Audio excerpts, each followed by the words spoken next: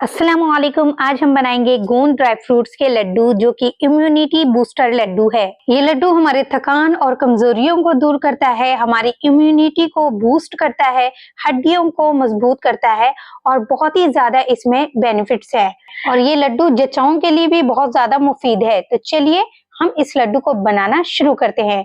तो आप मेरे चैनल पे नए हैं तो चैनल को सब्सक्राइब कीजिए, वीडियो को लाइक शेयर जरूर कीजिएगा। तो गोंद के लड्डू बनाने के लिए हमने यहाँ पर सभी तरह के ड्राई फ्रूट्स को असेंबल कर लिया है। और अब इनमें से आपके पास कुछ ड्राई फ्रूट्स ना हो तो आप उसे स्किप कर सकते हैं। जैसे कि आपके पास अगर खसखस ना हो या अखरोट ना हो तो इसे आप स्किप कर सकते हैं। बाकी जो भी ड्राई फ्रूट्स है आप उसे जरूर इसमें इस्तेमाल कीजिएगा। और इस गोंद के लड्डू के लिए हमें सौंठ का पाउडर, इलायची का पाउडर भी इस्तेमाल करना है। और इन सभी चीजों के साथ साथ गोंद का इस्तेमाल तो बहुत जरूरी है क्योंकि हम गोंद के लड्डू तैयार करेंगे। तो चलिए अब हम बनाना शुरू करते हैं। तो यहाँ पर मैंने कढ़ाई को गर्म कर लिया है और अब हम इसमें घी को शामिल करेंगे।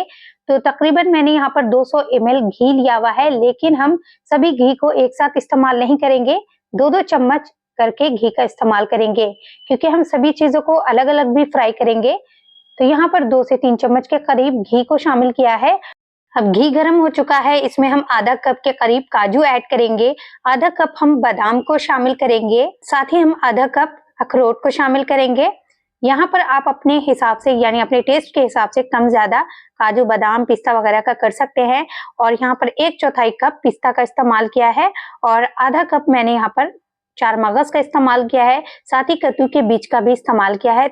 अब इन ड्राई फ्रूट्स में से आप अपने टेस्ट के अकॉर्डिंग कुछ चीजों को स्किप कर सकते हैं। और याद रखिएगा इन ड्राई फ्रूट्स को हम ज्यादा फ्राई नहीं करेंगे ताकि इसका कलर ज्यादा चेंज ना हो जाए, क्योंकि लड्डू का टेस्ट खराब हो जाएगा अगर हम इसे ज्यादा फ्राई कर देंगे। सभी ड्राई फ्रूट्स हाईली न्यूट्रिटिव है, जैसे कि बादाम मैग्नीशियम और विटामिन का बहुत अच्छा सोर्स रखता है। अखरोट हमारे दिल को हेल्दी रखता है, कोलेस्ट्रॉल लेवल कंट्रोल करता है और हमारे हड्डियों के लिए भी बहुत ही फायदेमंद है। इसी तरह काजू डाइटरी फाइबर का बहुत अच्छा सोर्स है और हमारी इम्यूनिटी को स्ट्रॉन्ग करता है और हड्डियों को भी स्ट्रॉन्ग करता है। और इसी तरह हमने जो मगज का इस्तेमाल किया है, इनके भी अपने ही हेल्थ बेनिफिट्स हैं। अब इन ड्राई फ्रूट्स को हम निकाल लेंगे एक प्याले में और इसी तरीके से सभी चीजों को हम फ्राई कर लेते हैं। अब इस बचे हुए घी में ही हम किशमिश को शामिल कर लेंगे। तो यहाँ पर 1/4 कप किशमिश लिया है और मीडियम फ्लेम पर हम इसे फ्राई करेंगे जब तक किशमिश फूल नहीं जाती। ये हमारे आई साइट इम्प्रूव करती है, ब्लड प्रेशर रेगुलेट करती है, हड्डियों की मजबूती के लिए बहुत ही फायदेमंद है, इम्यूनिटी भी बूस्ट करती है। और किशमिश को हम निकाल लेंगे और अब हम इसी घी के अंदर ऐड करेंगे कद्दूकस किया हुआ नारियल। यहाँ पर 1/4 कप के करीब मैंने नारियल लिया है। आप यहाँ पर नारियल का बुरादा का भी इस्तेमाल कर सकते हैं। अब नारियल को हम इतना फ्राई करेंगे जब तक इसमें हल्का सा कलर चेंज ना हो जाए, ज्यादा कलर चेंज नहीं करना है। तो नारियल हमारे डाइजेस्टिव सिस्टम के लिए बहुत ही फायदेमंद है, कोलेस्ट्रॉल लेवल को कंट्रोल करता है और खून की कमी जो होती है बॉडी में उसकी भी कमी को दूर करता है और इम्यूनिटी स्ट्रॉन्ग करता है और वेट लॉस में बहुत ही हेल्पफुल होता है। फ्राई किए हुए नारियल को अब हम निकाल लेते हैं। अब बिना घी शामिल किए हुए हम इसमें तिल को ऐड करेंगे। यहाँ पर 1/4 कप तिल लिया है, साथ ही 1/4 कप हम खसखस ऐड करेंगे। अगर आपके पास खसखस ना हो तो स्किप कर सकते हैं। ये तिल जो है कैल्शियम, आयरन और मैग्नीशियम का बहुत अच्छा सोर्स है और इसी तरह खसखस जो है ये हमारी हड्डियों के लिए बहुत ही ज्यादा मुफीद है, बीपी वगैरह कंट्रोल करती है। तो हमने इससे भी हल्का सा रोस्ट किया है। तो चलिए इसको भी हम निकाल लेते हैं। कढ़ाई के अंदर हम 2 से 3 चम्मच भर के घी शामिल करेंगे और इसमें हम गोंद को शामिल करके फ्राई कर लेंगे। तो यहाँ पर आधा कप भर के हमने गोंद ले लिया है, 2 बैच में फ्राई करेंगे। एक साथ सभी गोंद को फ्राई नहीं करना है वरना चिपक जाएंगे और अच्छे से फ्राई भी नहीं हो पाएंगे। गोंद हमारी इम्यूनिटी के लिए बहुत ही ज्यादा बेनिफिशियल है। ये हार्ट स्ट्रोक को भी प्रिवेंट करता है, हड्डियों को मजबूत करता है, प्रेगनेंसी में भी बहुत ही ज्यादा फायदेमंद है और प्रेगनेंसी के बाद भी जच्चाओं के लिए बहुत ही ज्यादा मुफीद है। तो चलिए यहाँ पर अच्छे से गोंद को फ्राई कर लिया है। ये अभी एक बैच तैयार हुआ है, इसे हम निकाल लेंगे। अब दूसरा बैच भी हम शामिल करके अच्छे से फ्राई कर लेंगे। तो उसके लिए 1 चम्मच फिर से घी मैंने शामिल किया है और यहाँ पर दूसरा बैच भी शामिल कर लिया है। तो चलिए अच्छे से इसको भी फ्राई कर लेते हैं। जब तक क्रिस्प ना हो जाए तब तक इसे फ्राई करना है।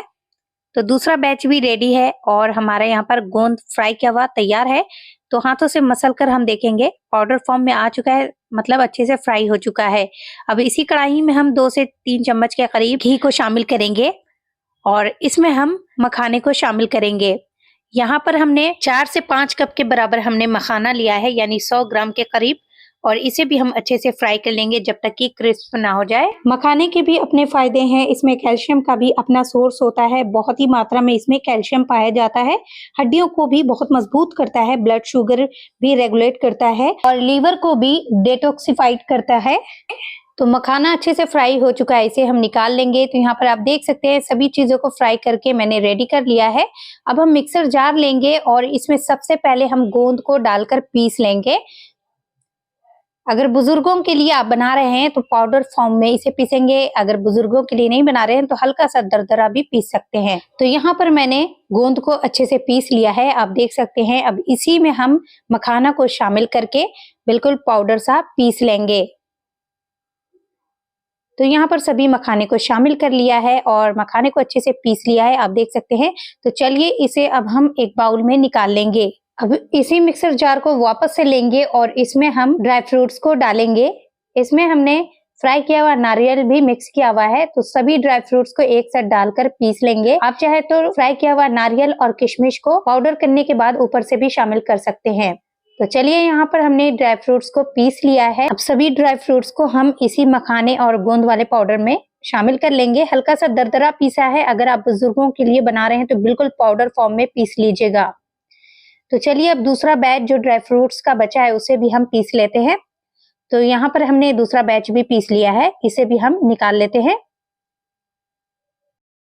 तो अब हम यहाँ पर पीसे हुए ड्राई फ्रूट्स में शामिल कर लेंगे फ्राई किया हुआ तिल और खसखस को। पीसे हुए ड्राई फ्रूट्स के ऊपर हम ऐड कर लेंगे सौंठ का पाउडर 1 छोटी चम्मच और आधी छोटी चम्मच इलायची का पाउडर शामिल करेंगे और आप यहाँ पर अच्छे से मिक्स कर लीजिएगा। और यहाँ पर वापस से कढ़ाई मैंने गरम कर लिया है, इसमें हम 1 से 2 चम्मच के करीब घी ऐड करेंगे और 300 ग्राम हम यहाँ पर गुड़ डालेंगे। इसे हमने छोटे छोटे पीस में कट करके शामिल किया है और साथ ही हम ऐड करेंगे आधा कप के करीब पानी। तो यहाँ पर कम से कम आप 2 कप भर के गुड़ का इस्तेमाल कीजिएगा या तो 1.5 कप भर के। और पानी डालने के बाद इसे ज्यादा पकाना नहीं है, बस अच्छे से गुड़ मेल्ट हो जाए तब तक इसे हम पकाएंगे। तो यहाँ पर आप देख सकते हैं मेल्ट हो चुका है। अब गरम गरम में ही हम इसमें ड्राई फ्रूट्स को शामिल करेंगे। तो जल्दी से हमने इसे चूल्हे से उतार लिया है। पिसे हुए तमाम ड्राई फ्रूट्स को हम इसमें शामिल कर लेंगे और अच्छे से गुड़ के साथ मिला लेंगे। जल्दी जल्दी मिलाएंगे ताकि बिल्कुल गुड़ नीचे जाके बैठ ना जाए। तो बस अच्छे से मिक्स करते हुए मैंने यहाँ पर ड्राई फ्रूट्स को गुड़ के साथ मिला लिया है और जो गोंद मैंने इसमें शामिल किया है आप देख सकते हैं उसकी वजह से बहुत अच्छे से बाइंडिंग आ रही है। तो गरम है अभी यहाँ पर और गरम में ही हमें लड्डू रेडी करना है। तो चलिए अच्छे से मिक्स करने के बाद हम लड्डू बनाना शुरू करते हैं। तो गरम गरम में ही आप देख सकते हैं बड़े आसानी से हमारे लड्डू तैयार हो जाते हैं। तो देखें आप हमारे एक लड्डू रेडी हो चुके हैं। इसी तरीके से बाकी लड्डू भी हम तैयार कर लेंगे। तो चलिए यहाँ पर हमारे गोंद के लड्डू बनकर तैयार हैं। ये लड्डू तकरीबन 1 से 1.5 किलो तक तैयार हुआ है। इतने सारे लड्डू काफी लो बजट में तैयार हो जाते हैं। अगर ये लड्डू वगैरह मार्केट से आप बाई करेंगे तो एक्सपेंसिव पड़ेगा। तो क्विकली घर पर इन लड्डुओं को बनाइए। प्रोटीन, कैल्शियम और माइक्रो न्यूट्रिएंट्स का ये बहुत अच्छा सोर्स है। हमारी हड्डियों के लिए बहुत ज्यादा मुफीद है और हमारी इम्यूनिटी को स्ट्रॉन्ग करता है। प्रेगनेंसी में भी आप ले सकते हैं क्योंकि ये हड्डियों को मजबूत बनाता है। बस ये है कि आप इस लड्डू को लेने से पहले अपने डॉक्टर से जरूर कंसल्ट कीजिएगा। लेकिन आफ्टर प्रेगनेंसी तो आप डेफिनेटली इस लड्डू को ले सकते हैं। ये लड्डू का एक फायदा और भी है कि बैड कोलेस्ट्रॉल होता है ना, LDL, उसको ये कम करता है और HDL को, जो कि गुड कोलेस्ट्रॉल होता है, स्टिमुलेट करके उसको बढ़ाता है। शुगर पेशेंट है तो मैं उन्हें रिकमेंड नहीं करूंगी इस लड्डू के लिए। अगर आपको रेसिपी पसंद आती है तो चैनल को सब्सक्राइब कीजिए, वीडियो को लाइक शेयर करना ना भूलिए। इंशाल्लाह फिर मिलेंगे इजी और टेस्टी रेसिपी के साथ। तब तक के लिए इजाजत दीजिए। अल्लाह हाफिज।